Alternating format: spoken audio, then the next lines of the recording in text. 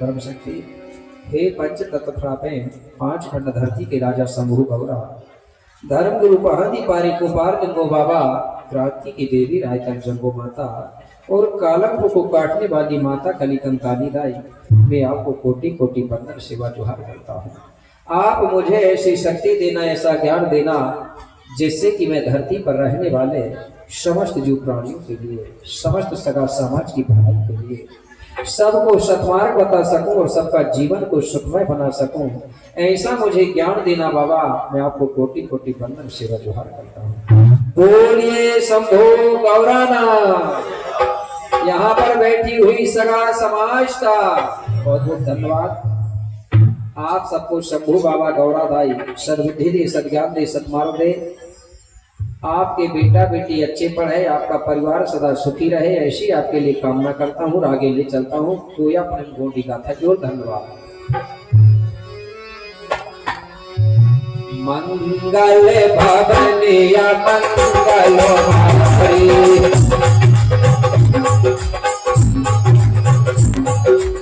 मंगल भवनिया मंगल भाई,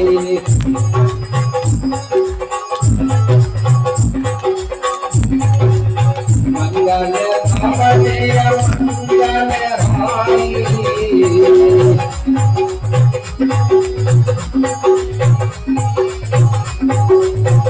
मंगल भवनिया मंगल भाई,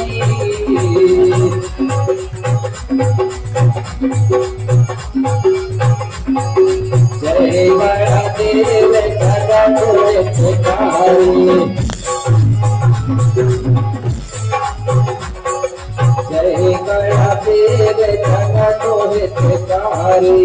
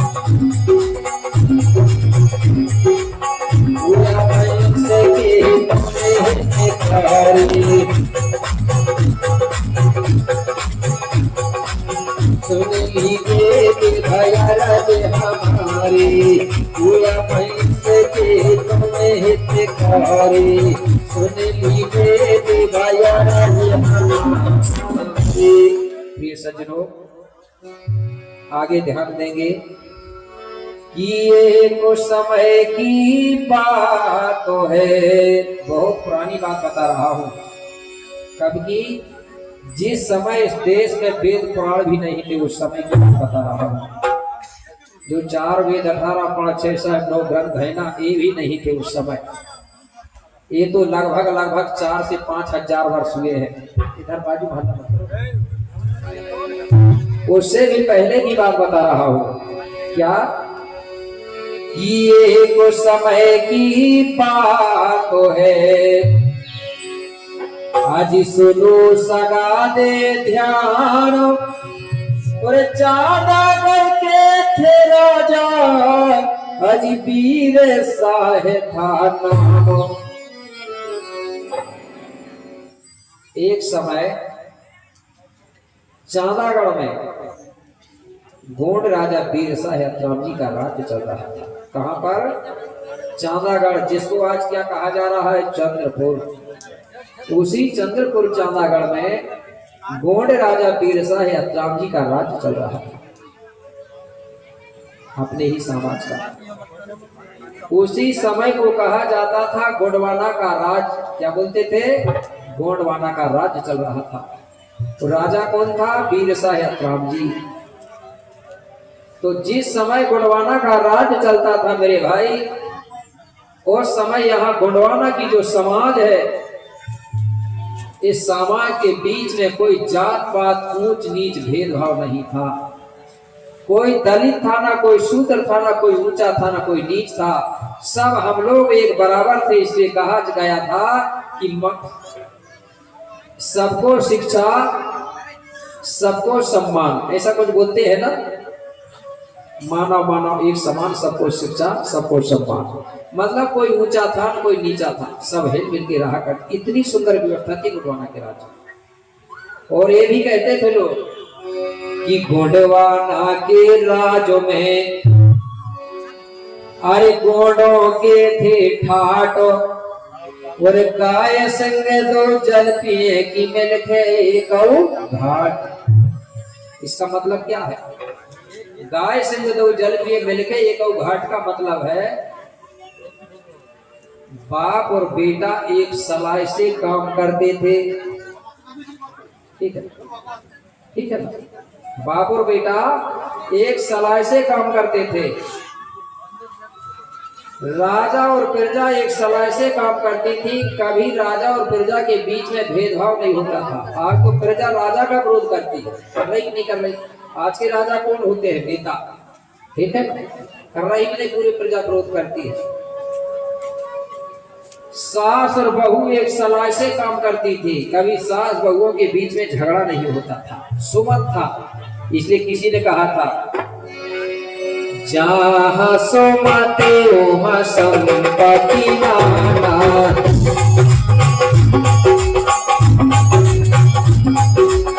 जहाँ सुमते वहाँ संपत्ति नाना,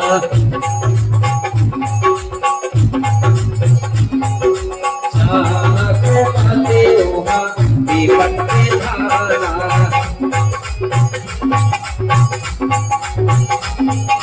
जहाँ घूमते वहाँ विपत्ति धारा, विपत्ति धारा। कहते थे ना सियाने लोग, जहाँ सुमत वहाँ संपत्ति नाना, और जहाँ कुमत वहाँ विपत्ति धारा। मतलब चाहे वो परिवार हो, चाहे गांव हो, चाहे हमारा राज्य हो, जहां पर सलाह और सुमत होता है वहीं पर धन दौलत भरपूर होता है। आज है क्या हमारे समाज में सलाह? समाज में तो छोड़ो, परिवार में नहीं है। बाप और बेटाओं के बीच में आज सलाह नहीं है। अगर बाप सही है तो बेटा गड़बड़ हो, दारू पी रहा बेचारा। बाप कहता है कि बेटा ये रास्ता चलना है, बेटा कहता है नहीं पिताजी ये रास्ता चलना है। जब तक बाप बेटा के बीच में सलाह नहीं होगा, सास बहुओं के बीच में सलाह नहीं होगा, तब तक हमारा परिवार कभी सुखी नहीं रह सकता। आज भी मात्र सखियां बैठी हैं ढेर सारी। कोई बहुरानी ऐसी हो जिसकी सास बहुत अच्छी हो, एक बार हाथ उठाना, किसकी सास अच्छी है? अब देख लो, इतनी में से तो चार ही उठा रही है। इसका मतलब है कि इनकी सास के साथ पटती नहीं है, इन्हें अपनी सास के लिए हाथ नहीं उठा पा रही है। जब तक सास बहुओं के बीच में सलाह नहीं होगा तो परिवार कभी सुखी नहीं रह सकता, चाहे धन कितना ही हो जाए। ठीक है, तो सबसे पहले हमारे परिवार में सलाह और सुमत होना चाहिए। जब परिवार में सुमत होगा तो गांव में सुमत होगा, गांव में सुमत होगा तो पंचायत में होगा, तो पंचायत में होगा तो हमारे राज्य में होगा, तब सुख होगा। ठीक है, तो इस प्रकार से मेरे भाई आज की हाल है, आज के राज्य की। लेकिन गोंडवाना के राज में हम लोग हिलमिल के रहते थे, कभी लड़ाई झगड़ा नहीं होता था, सब एक बराबर थे। कोई ऊंचा था ना नीच था, ना दलित था ना शूद्र था, सब बराबर गोंडवाना के राज में। जात पात नहीं थी, इसलिए कहा है किसी ने क्या, अरे नहीं थी जात पात कोई, मानव सभी बराबर था, नहीं ऊंच नीच कोई।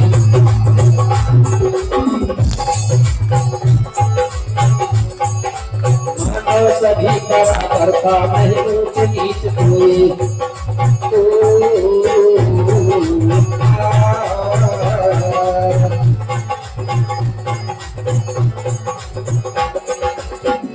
सभी बराबर था, नहीं ऊंच नीच कोई, नहीं ऊंच नीच कोई।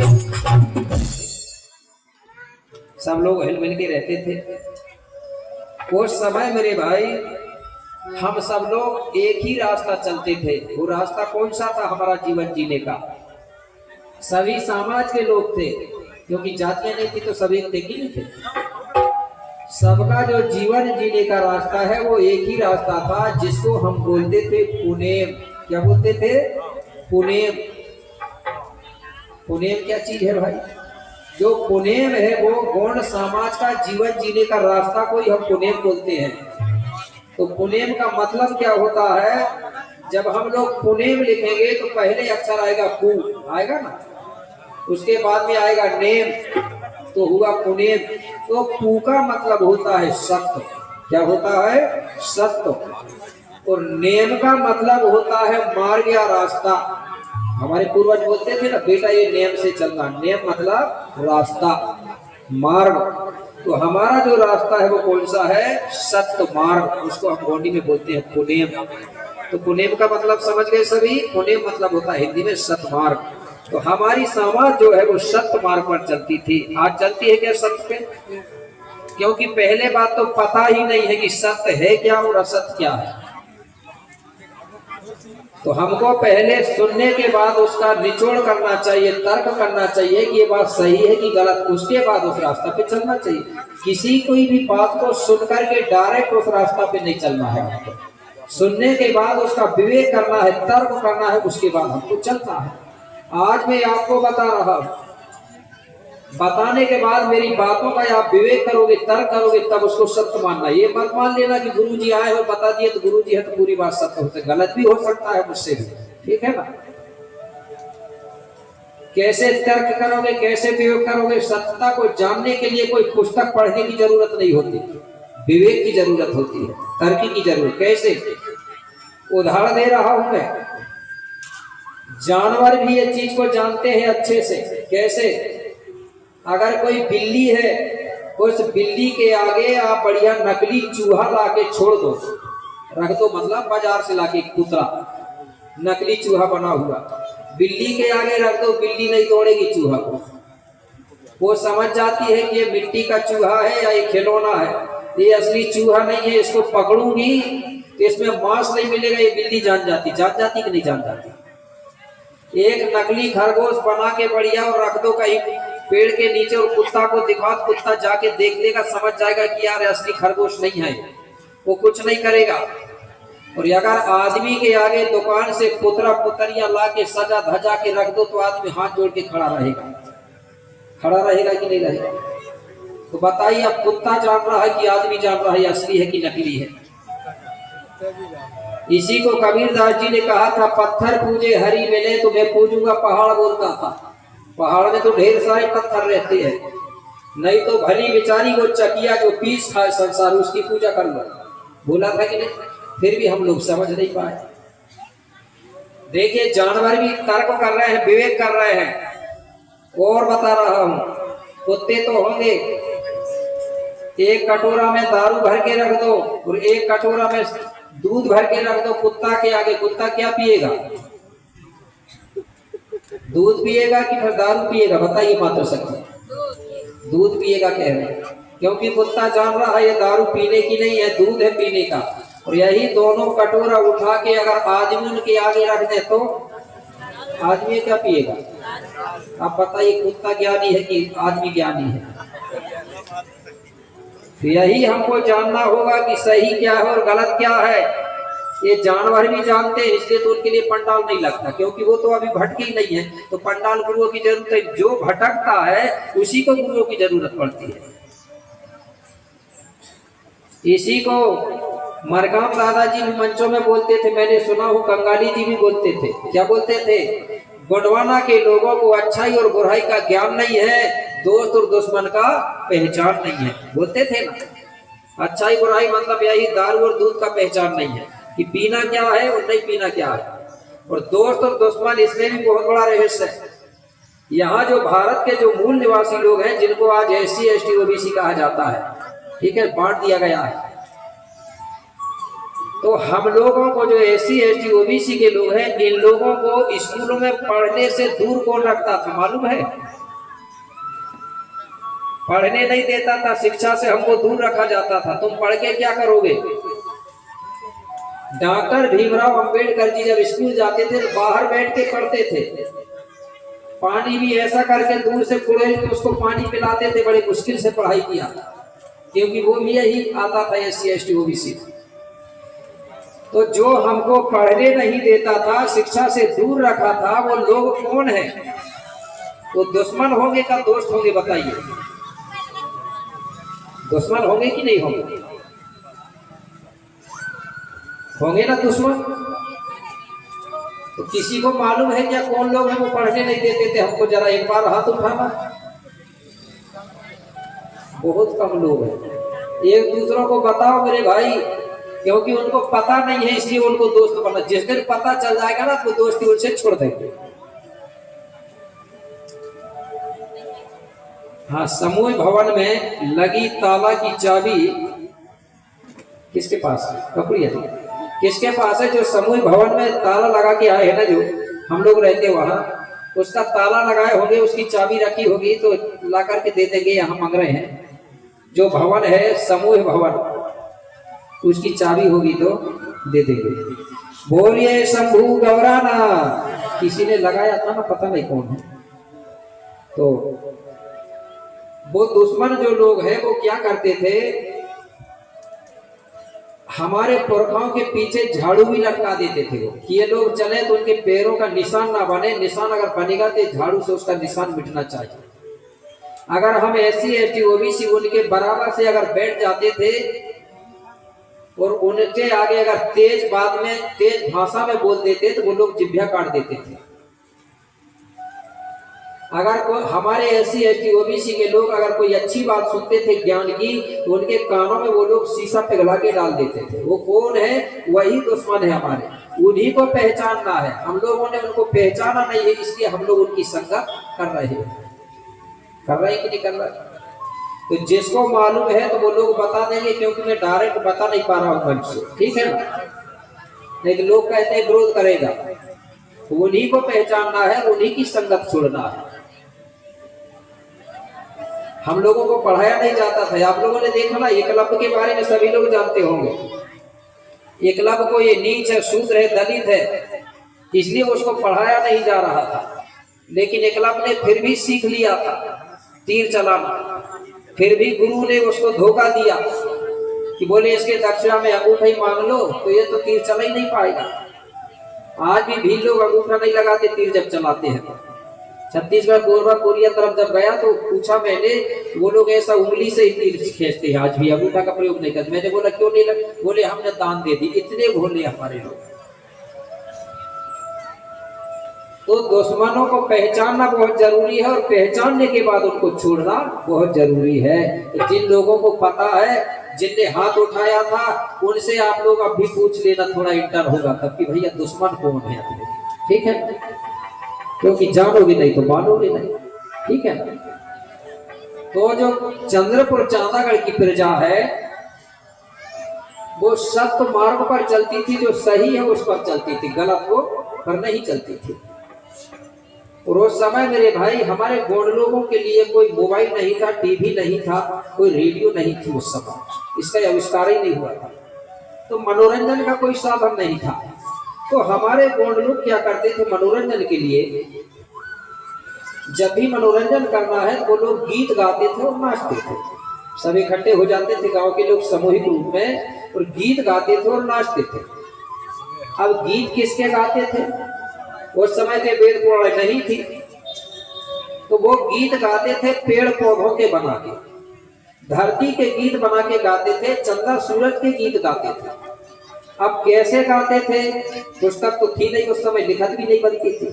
वो देख के गीत बना के गाते थे, चाहे वो गीत टूटा फूटा हो, उसी को बना के वो लोग गाते थे। तो मैं भी आपको बता रहा हूँ कि कैसे गाते थे, इसलिए बता रहा हूँ कि जब भी आप गीत गाओगे इसी प्रकार से बना के गाना, दूसरे के ग्रंथों में नहीं जाना। अगर तुम उनके ग्रंथों के गीत गाओगे ना, वेद पुराणों के गीत गाओगे, तो तुम्हारा इतिहास बचेगा क्या? किसका इतिहास बचेगा? फिर वेद पुराणों का गीत गाओगे तो ब्राह्मणों का इतिहास बचेगा, तुम्हारा थोड़ी बचेगा। तो जिस समाज का इतिहास नहीं होता है वो समाज मुर्दे के समान होती है। इसलिए हमको अपना इतिहास जीवित रखना है तो गीत भी हमारी संस्कृति के आधार पर गाना है। उनके गीत उनको गाने दो, हमारा गीत हम गाएंगे, इसमें झगड़ा की बात ही नहीं है, ठीक है ना। हमको ये भी नहीं कहना कि तुम भी मत गाओ, भाई तुम्हारे पुरखा है तो तुम उनको गाओ, हमारे पुरखाओं का हम गाएंगे। ये धर्म निरपेक्ष राज्य है, अपनी अपनी धर्म संस्कृति को मानने का सबको अधिकार है, डर की बात नहीं है, ठीक है। तो कैसे गाते थे वो बात बता दो, और ये भी बता दूंगा घोड़ों का गीत चलता है तो सिंगल नहीं चलता। ये एक आदमी आया और मंच में गाता रहे और सब लोग बैठ के तमाशा देखते रहे, ये हमारी मोटी व्यवस्था नहीं है। हमारी व्यवस्था में सामूहिक नृत्य चलता है, वही गाने वाले, वही नाचने वाले, वही सुनने वाले। तो मैं गा सकता हूँ भाई, नाच तो पा नहीं पाऊंगा, ठीक है भाई। तो कोई गाएगा, कोई बजाएगा, तो कोई नाचेगा, तो अच्छा लगेगा, ठीक है भाई। नाच गाना से मेरे भाई बीमारियां दूर होती हैं, ठीक है। हाँ, एक बार धरती दाई की जयकारा बोलिए, धरती दाई ना कि धरती दाई तोहे बंदने करूं, कि धरती दाई तोहे बंदने करूं, तोरी लीला है बड़ी निराली,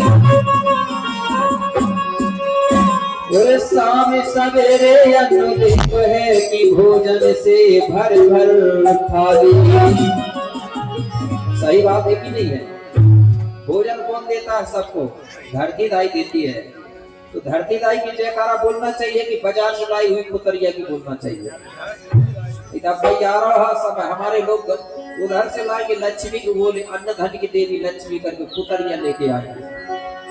जबकि धन देता है तो धरती दाई कब देती है? सुबह से शाम तक जब उसकी सेवा करते हैं तब देती है। और गोड अकेलों को नहीं, चाहे वो कोई भी समाज हो, सबको देती है धरती की सेवा करने से। और एक ऐसी है कि जात पात का भेद नहीं, आज सबसे है बराबर प्यारो। जय जय धरती दाई की जय जय सेवा जोहारो। गीत जोहर जोहारो, जोहर जोहार हे धरती दाई सेवा जोहार, जोहर जोहार हे धरती दाई सेवा जोहार, जोहार धरती दाई सेवा जोहार, जोहार जोहार सेवा जोहार, जोहार जोहार सेवा जोहार, जोहार हे धरती दाई सेवा जोहार, जोहार हे धरती दाई सेवा जोहार।